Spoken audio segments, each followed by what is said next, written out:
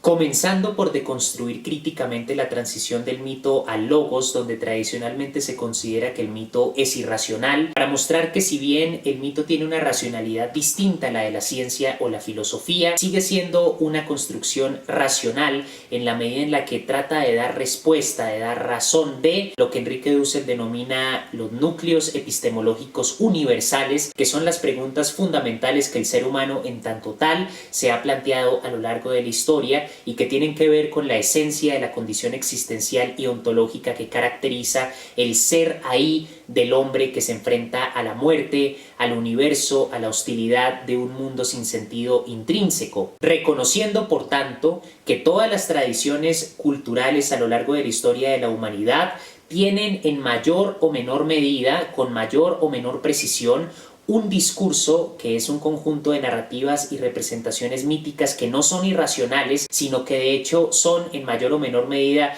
racionales y corresponden, según Enrique Dussel, al marco de lo propiamente filosófico, desde las reflexiones sobre el ser en un hinduismo que, si bien sigue permeado por el misticismo, tiene reflexiones sobre el ser y el no ser en los Upanishad que difieren muy poco de las tesis que plantea Parménides en el advenimiento de la ontología, proponiendo ver el budismo, a Lao Tse, entre otras tradiciones, al mismo nivel que las tradiciones de los presocráticos, que debido al sesgo eurocéntrico han tomado una primacía en la historia que está conectada con el siguiente punto que quiero tratar en este video, y es que después de comenzar con mostrar la racionalidad del mito, que es distinta a la de la ciencia y la filosofía, voy a pasar a hablar del giro descolonizador epistemológico, que al reconocer la racionalidad de los mitos de las diferentes tradiciones, que de hecho reflejan y subliman la esencia de la condición humana a un nivel incluso mayor que el de la ciencia, en algunos casos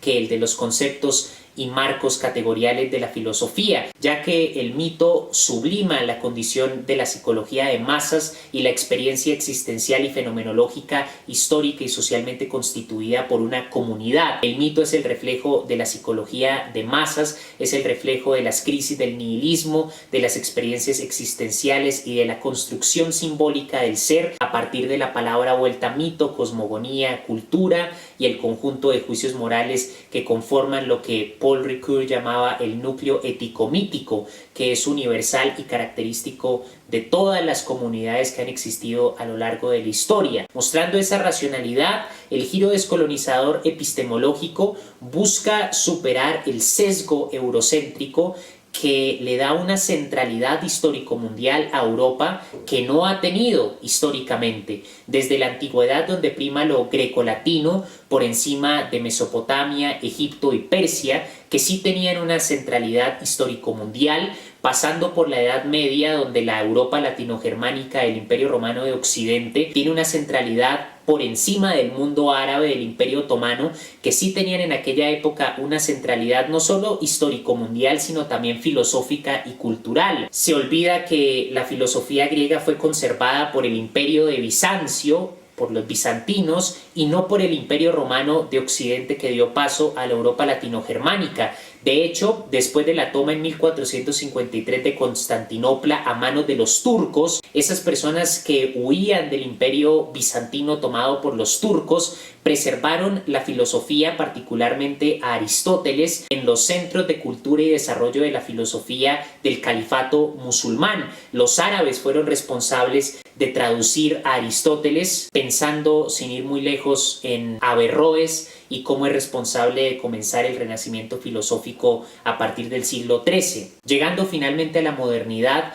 donde por medio de la apertura de Portugal y España al Atlántico en 1492 se rompe el cerco del mundo árabe que había enclaustrado a la Europa latinogermánica del medioevo, cuyo modo de producción era feudal y no mercantil y urbano como en el mundo árabe, comenzando lo que Samir Amin denomina el primer ciclo de acumulación mundial, que para Immanuel Wallerstein va a fundamentar el llamado sistema mundo, es decir, la instrumentalización de la esclavitud que imperaba como forma de extraer materias primas de las colonias para acumular valor, que es el sufrimiento, la vida y la muerte de los esclavos objetivada en mercancía, que se acumula en el centro, en la Europa latinogermánica, y va a permitir la transición del cultivo de la tierra en el feudalismo a la manufactura y a partir del siglo XVIII a la industria con la revolución industrial, mostrando que la modernidad, según Dussel, fundamenta desde el materialismo histórico, es decir, desde el primer ciclo de acumulación del capital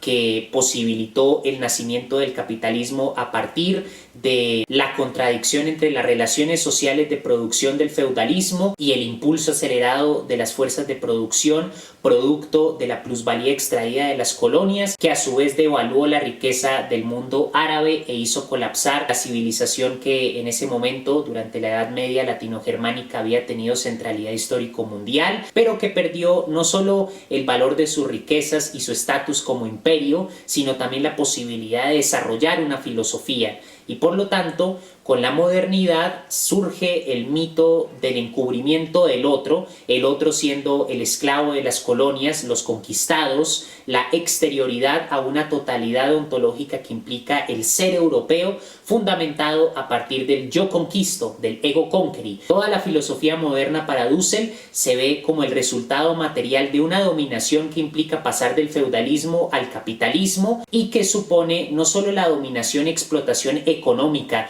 que implica la extracción de plusvalor que se mantiene desde el siglo XV hasta el actual mercado mundial, sino también el epistemicidio que abre las puertas para una dominación cultural, filosófica, espiritual, lingüística, que permea todos los ámbitos de lo que podríamos llamar la psicología de masas, la cultura, la religión, el lenguaje y todas las narrativas, creencias y tradiciones mediante las cuales una comunidad construye el ser. En ese orden de ideas, habiendo mostrado que el mito tiene un alto grado de racionalidad que es distinta a la racionalidad descriptiva, demostrativa de las ciencias y también distinta a la racionalidad de la filosofía, que no es cientificista, que no es positivista, sino que el mito mediante representaciones sobrenaturales le da un sentido humano, metafísico y ontológico a los fenómenos de la realidad, a los fenómenos del universo, de manera que una cosmogonía da cuenta de lo verdaderamente esencial de la condición ontológica humana en un sentido mucho más amplio de lo que podría revelar una cosmología, mientras la cosmología actual es capaz mediante las teorías científicas de describir distintos fenómenos cósmicos, astronómicos, planetarios, etc. La cosmogonía mediante representaciones religiosas que subliman las pulsiones de la psique colectiva, que dan cuenta de la condición existencial de una comunidad, da cuenta de lo humano en un sentido de racionalidad distinto al sentido de racionalidad alienado de lo humano que implica el conocimiento científico, que trata de alejarse de la interpretación del sujeto y trata de dar cuenta de una realidad en sí misma, lo cual es sumamente problemático y explica la enajenación y deshumanización de la ciencia, especialmente en su uso destructivo en el modo de producción capitalista. Habiendo mostrado esa racionalidad del mito, lo primero importante a destacar en el pensamiento de Dussel es cómo implementa las categorías de exterioridad y totalidad que pertenecen a la filosofía de Immanuel Levinas. Para Dussel, todo sistema tiende a construir mediante un relato su ser, de manera que la ontología es análoga a la ideología, especialmente cuando se trata de la consolidación del ser de una comunidad, de una cultura o de una sociedad. Y las comunidades que gozan de cierto desarrollo material o militar que las hace superiores en el ámbito de la dominación a otras comunidades, dominan a esas otras culturas e imponen sus relatos, imponen sus formas de construir el ser simbólicamente. De manera que cuando una comunidad o sociedad crea una totalidad, que es el ser construido mediante la cultura, mediante la noción de raza, las creencias, la experiencia histórica, vuelta mito, fábula, ideología, esa totalidad excluye a las demás comunidades dominadas, de manera que la exterioridad a la totalidad de los griegos eran los bárbaros, la exterioridad a la totalidad del ser europeo eran los esclavos de las colonias, y por eso Dussel muestra, incorporando las categorías de la filosofía de Levinas, que todo sistema totalizador que convierte la ontología en una ideología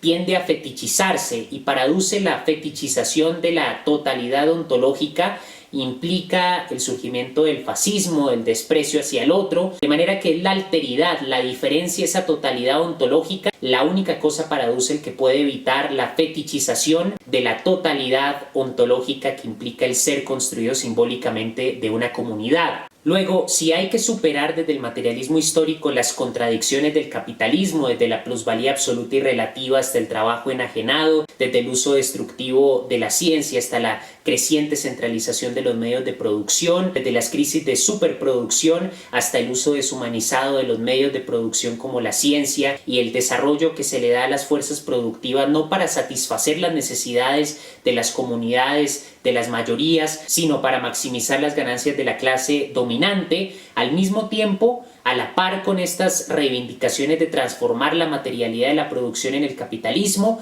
es necesario transformar las dinámicas de lo que en el marxismo ortodoxo se llama la superestructura, de manera que una superación propiamente transmoderna de la modernidad en crisis supondría visibilizar el ser eclipsado por el sesgo del eurocentrismo, para combatir la fetichización de la totalidad ontológica del ser europeo que es burgués, racista y machista, dando cuenta de los oprimidos que son las exterioridades respectivas a cada una de estas totalidades ideológicas del burgués, del machista, del racista. En el caso del burgués es el pauper, el pobre. Adicionalmente son todos aquellos que son reducidos al no ser en la medida en la que ni siquiera están incorporados a las relaciones sociales de producción en el capitalismo. Son los desempleados, son los indígenas, los campesinos. Esa exterioridad en el capitalismo son los únicos que pueden evitar la fetichización de la totalidad del burgués como construcción ideológica y ontológica. Asimismo, en el caso de la ideología del machismo es la mujer oprimida y en el caso del racismo es el racialmente discriminado. Todo esto lleva primero a una superación de la historiografía hegeliana, que es una teología racista que realmente solo debe estudiarse para criticarse, ya sea desde el materialismo histórico o sobre todo desde la filosofía de la liberación, para mostrar el sesgo ideológico, teológico y racista inaceptable de Hegel en su concepción de la historia universal como objetivación y exteriorización de la idea de lo absoluto que ve a Europa como el centro y el fin de la historia universal. Todo esto conduce al proyecto de la transmodernidad, reconociendo la racionalidad de los mitos y por lo tanto el valor filosófico de las demás tradiciones que han sido relegadas a la alteridad por la totalidad del ser europeo basado en el ego conqueri, en el yo conquisto, ese reconocimiento de esa alteridad cultural y filosófica de las tradiciones que no solo han sido dominadas materialmente, no solo han perdido la capacidad y los medios para dar cuenta de su ser autónomamente por los epistemicidios que son seguidos por la imposición de la cultura de la Europa conquistadora, sino que por circunstancias históricas concretas, desde el impacto que tuvo el primer ciclo de acumulación mundial de capital en la economía árabe, hasta la colonización de América y la destrucción de las tradiciones culturales, filosóficas de los pueblos nativos, que nos permiten entender por qué no se pudieron continuar estas tradiciones filosóficas, porque fueron destruidas por el colonialismo. De manera que para superar el eurocentrismo de la modernidad capitalista se necesita superar las contradicciones materiales del capitalismo y también las contradicciones ideológicas y coloniales del discurso eurocéntrico.